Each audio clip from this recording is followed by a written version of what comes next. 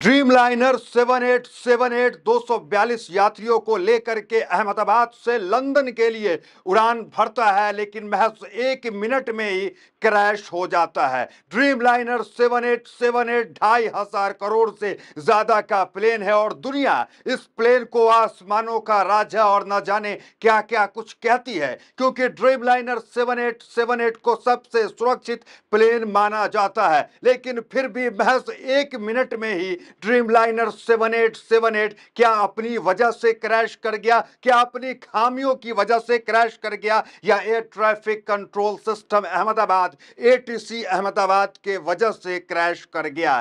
देखिए, जो पायलट मौजूद थे वो पायलट थे सुमित सब्रवाल, जिसको 8,000 से ज्यादा घंटों का उड़ान का अनुभव था। अनुभव में कहीं कोई कमी नहीं था। फिर ये हादसा हुआ कैसे, क्रैश हुआ कैसे? अमूमन हम क्या देखते हैं कि जो प्लेन क्रैश होता है वो यूं यूं डोल करके जो है फ्लिप हो करके जा करके क्रैश होता है, लेकिन ये सीधा जा करके क्रैश हुआ। इसके पीछे भी हम और आप सिर्फ अनुमान लगा सकते हैं कि इसके अंदर फ्यूल ज्यादा होगा, वेट ज्यादा होगा, लेकिन क्या हुआ नहीं हुआ ये तो जांच के बाद ही पता चलेगी। ये अलग बात है कि जांच भी जो है वो सही से होनी चाहिए और पता चलना चाहिए कि कारण क्या है। लेकिन हम मुद्दे पे आते हैं। हमारा मुद्दा है कि क्या कहा था अंतिम वक्त में पायलट ने। पायलट सुमित सब्रवाल, जिनके पास जो है 8,000 घंटे से ज्यादा का उड़ान भरने का अनुभव है, एक्सपीरियंस है, उसने 3 बार एटीसी अहमदाबाद को,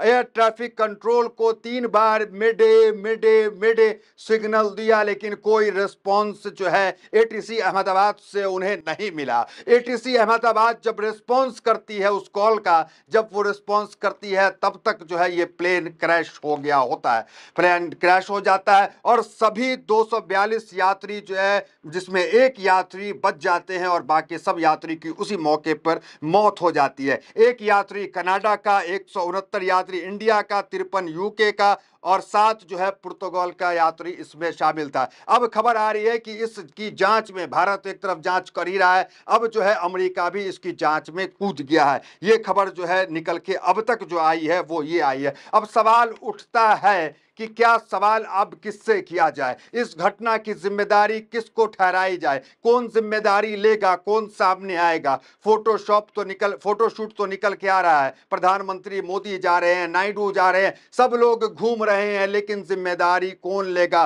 कौन है वो शख्स जो इस्तीफा देगा? ठीक वैसे ही इस्तीफा जैसे सुरेश प्रभु ने दिया था, ठीक वैसे ही जैसे ममता बनर्जी ने दिया था, ठीक वैसे जैसे नीतीश कुमार ने दिया था, लाल बहादुर शास्त्री ने दिया था। क्या अब वैसे नेता इस दुनिया में बचे हैं कुछ, या नहीं बचे हैं? क्या अमित शाह जो ये कह रहे हैं कि घटना होती है और घटना को हम रोक नहीं सकते, ये बयान अमित शाह ने आज जो है गुजरात के अंदर दिया है। हम सवाल करें तो आखिर किससे करें? क्या उस एयरपोर्ट के ऊपर सवाल करें जिस एयरपोर्ट को अडानी को दे दिया गया? क्या हम सवाल करें तो किससे? उस एयरलाइन से करें, एयर इंडिया से, जो भारत सरकार का नहीं, टाटा का है, जो एक प्राइवेट कंपनी है। प्राइवेट कंपनी तो मुआवजा दे दी 1 करोड़ का। सवाल किससे करें? जो विमान है वो जो है टाटा का है, जो एयरपोर्ट है वो अडानी का है। तो न मोदी से सवाल कर सकते हैं हम, न अमित शाह से सवाल कर सकते हैं, और ये लोग तो जिम्मेदारी भी नहीं ले रहे हैं। मुद्दा फिर वही है मेरा कि जो जिसके अंदर एयरपोर्ट, जो इंटरनेशनल एयरपोर्ट था अहमदाबाद का, सिंगल लाइन था, सिंगल जो है उसके अंदर रनवे था, एक रनवे पे डोमेस्टिक और इंटरनेशनल फ्लाइट क्यों चल रही थी? मेरा सवाल फिर वही है कि एक रनवे पे 2 क्यों चल रही थी, डोमेस्टिक इंटरनेशनल दोनों? और यहाँ पे इन मामलों को अगर देखें तो समझ में आता है कि गुजरात मॉडल का भी पूरा पर्दाफाश हो जाता है। एक यात्री ने ट्वीट करके जानकारी एयर इंडिया को दी थी कि इस प्लेन की जो प्लेन एयर इंडिया का AI-171 प्लेन है, वो प्लेन की हालत खस्ता है, कुछ भी वहां पे काम नहीं कर रहा है, और वो जो है ट्वीट भी किया, लेकिन उसके बाद भी जांच क्यों नहीं की गई? ये पुराने प्लेन को, खस्ता हाल प्लेन को इतने लंबे सफर पे क्यों भेजा गया? मेरा सवाल फिर वही है। एक मोटरसाइकिल हो या कार हो, 10 साल के अंदर उसके बाद सड़कों पे वो इस्तेमाल नहीं करने लायक बचता है, लेकिन एक एयरक्राफ्ट जो इतने दूर दूर का सफर करता है वो 25 साल पुराना, 13 साल पुराना कैसे उसको जो है हवाई जहाज जो है उसको उड़ाने की अनुमति मिल जाती है। जो एयरप्लेन क्रैश हुआ वो 13 साल पुराना एयरक्राफ्ट था। ये भी मेरा सवाल है। आम गाड़ी हमारी और आपकी 10 साल में रिटायर कर जाती है, उसे आप बेच दीजिए या कटवा दीजिए, उसको नहीं तो चालान हो जाएगा सड़कों पे चलाएंगे तो। लेकिन एयरक्राफ्ट 25 साल, 22 साल, 12 साल, 13 साल, और जो खुद क्रैश अभी हुआ है एयर इंडिया का 171, वो 13 साल पुराना है। अब आते हैं कि खबर पे, कि खबर क्या कह रही थी, वो मेडे वाली जो 3 सिग्नल जो दिया गया था उसको आपको हम खबर पढ़ के बताते हैं, और कैसे प्रधानमंत्री नरेंद्र मोदी, अमित शाह सबका इस्तीफा मांगा जा रहा है। प्लेन क्रैश से ठीक पहले प्लेन के पायलट सुमित्र सब्रवाल ने मेडे कॉल किया था। वे टेक ऑफ के तुरंत बाद इमरजेंसी कॉल कर एयर ट्रैफिक कंट्रोल यानी एटीसी से कुछ बताना चाह रहे थे। हालांकि जब एटीसी की तरफ से जवाबी कॉल गया तो पायलट उसे रिसीव नहीं कर सके। इसके तुरंत बाद प्लेन क्रैश हो गया। तो मेडे कॉल उस वक्त गया था, लेकिन जवाब जो है बाद में दिया गया एटीसी की तरफ से, और उसका जवाब पायलट नहीं दे सके, और उसके बाद ठीक बाद जो है प्लेन जाकर के क्रैश हो गया। डॉक्टरों के वो हॉस्टल था, उस हॉस्टल में जाकर के गिर गया। वो तस्वीर वीडियो निकल के आ रही है उस हॉस्टल की जहां से जो है टकराया प्लेन, उसकी तस्वीर आप विजुअल आप देखें। फिर उसके बाद देखिए प्रधानमंत्री नरेंद्र मोदी वहां पे गए, हॉस्पिटल में वो लोगों से मिल रहे हैं, और तमाम चीजें जो है वहां पे निकल के आ रही है। इसको लेकर के भी आलोचना हो रही है कि क्या प्रधानमंत्री मोदी इस्तीफा को लेकर सोच रहे हैं, क्या कोई जिम्मेदारी लेने को लेकर सोच रहे हैं, क्या अमित शाह कुछ सोच रहे हैं। अमित शाह का वो बयान दीजिए, देखिए, जिसमें अमित शाह ये कह रहे हैं कि ये दुर्घटना है, इसको अब रोक नहीं सकते हैं। देखिए, मैं एक बात जरूर कहना चाहता हूं कि ये एक्सीडेंट है, एक्सीडेंट को कोई रोक नहीं सकता,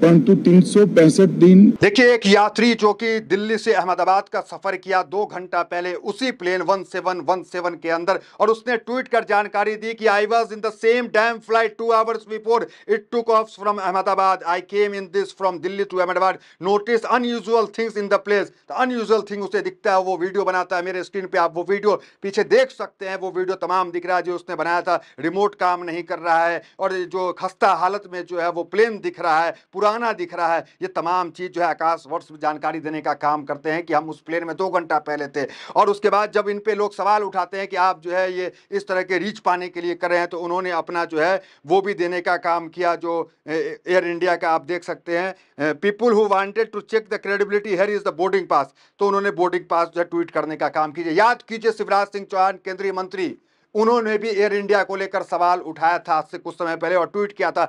शिवराज सिंह चौहान ने क्या ट्वीट किया एयर इंडिया को लेकर, जरा देखिए। आज मुझे भोपाल से दिल्ली आना था, पूसा में किसान मेले के उद्घाटन, कुरुक्षेत्र में प्राकृतिक खेती मिशन की बैठक, और चंडीगढ़ में किसान संगठन के माननीय प्रतिनिधियों से चर्चा करनी थी। मैंने एयर इंडिया की फ्लाइट इतना AI 436 में टिकट करवाया था। मुझे सीट क्रमांक 8C आवंटित हुई। मैं जाकर सीट पर बैठा और टूटी और अंदर धसी हुई थी, लेकिन तकलीफदायक था। मैंने विमान कर्मियों से पूछा कि खराब सीट थी तो आवंटित क्यों की। उन्होंने बताया कि प्रबंधन को पहले सूचित कर दिया था कि ये सीट ठीक नहीं है, इसका टिकट नहीं बेचना चाहिए। ऐसी एक नहीं और भी सीटें हैं। सहयात्रियों ने मुझे बहुत आग्रह किया कि मैं उनसे सीट बदलकर अच्छी सीट पर बैठ जाऊं, लेकिन मैं अपने लिए किसी और मित्र को तकलीफ क्यों दूं। मैंने फैसला किया कि मैं उसी सीट पर बैठकर अपनी यात्रा करूंगा। मेरी धारणा थी कि टाटा प्रबंधन के हाथ में लेने के बाद एयर इंडिया की सेवा बेहतर हुई होगी, लेकिन ये मेरा भ्रम निकला। मुझे बैठने में कष्ट की चिंता नहीं है, लेकिन यात्रियों से पूरा पैसा वसूलने के बाद भी उन्हें खराब और कष्टदायक सीट पर बैठने की अनैतिकता है। क्या ये यात्रियों के साथ धोखा नहीं है? क्या आगे किसी यात्री को ऐसे कष्ट न हो, इसके लिए एयर इंडिया प्रबंधन कदम उठाए, या यात्रियों की जल्दी पहुंचने की मजबूरी का फायदा उठाता रहेगा? तो ये एयर इंडिया पे सवाल उठा रहे हैं कि खस्ता प्लेन हालत को लेकर सवाल उठा रहे हैं। ये तमाम सवाल उठ रहे हैं। फिर हम अपने सवाल पे वापस आते हैं, और मेरा सवाल यही है कि अहमदाबाद का वो इंटरनेशनल एयरपोर्ट, उसे इंटरनेशनल बनाया क्यों गया जब महज एक रनवे था? पटना एयरपोर्ट भी इंटरनेशनल एयरपोर्ट नहीं है। बिहार के लोग पटना नहीं जा करके गया जाते हैं, और वहां से जो है उड़ान भरने का काम करते हैं विदेशों में। गया में इंटरनेशनल एयरपोर्ट है। तो फिर अहमदाबाद को इंटरनेशनल एयरपोर्ट का दर्जा ही क्यों दिया गया जब एक रनवे था? और एक रनवे में ट्रैफिक इतनी क्यों बढ़ाई गई, और आसपास आबादी क्यों थी जब वहां पे एयरपोर्ट था? ये तमाम सवाल मेरे हैं, और ये सवाल मेरे ये भी है कि जब एक गाड़ी जो है 10 साल में रिटायर कर जाता है, सड़क पे नहीं आ सकता है, तो फिर एक प्लेन 20 साल 25 साल पुराना हवाई में क्यों सफ़र करता है? ये तमाम सवाल मेरे हैं फिलहाल, और जो तमाम खबरें थी हमने आपको बताने का पूरा प्रयास किया। और सुब्रमण्यम स्वामी जो बीजेपी के हैं, और उन्होंने इस्तीफा मांगा, और उन्होंने कहा कि ये जो जांच चल रही है, जब तक मोदी और शाह इस्तीफा नहीं देते हैं, ये जांच जो है सही से नहीं हो पाएगी, सही से नहीं चल पाएगी। कुल मिलाकर जो देश में हमने ऐसे ऐसे महापुरुषों को देखा जिसने इस्तीफा दिया, तो क्या प्रधानमंत्री नरेंद्र मोदी और अमित शाह को इस्तीफा देंगे? आपको क्या लगता है? कमेंट करके जरूर बताएं। तो फिलहाल इस खबर में इतना ही, मिलते हैं अगली वीडियो में मेरे साथ। बहुत बहुत धन्यवाद।